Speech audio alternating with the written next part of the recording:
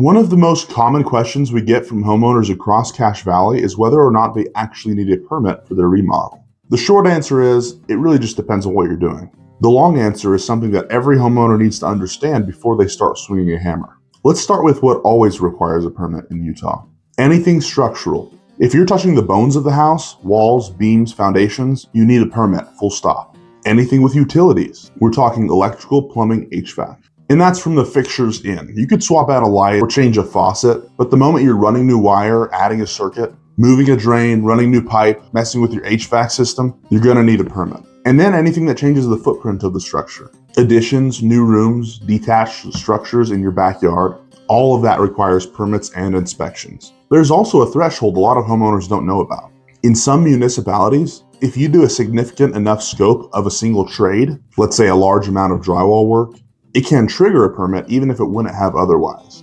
Just about every city in Cache Valley has its own rules, and it's always worth checking before assuming you're in the clear.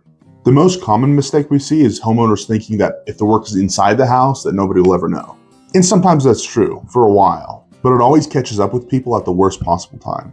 An appraisal, a refinance, when they're selling the home, or when they need to pull permits for a future project and the city starts asking questions about the changes that have been made.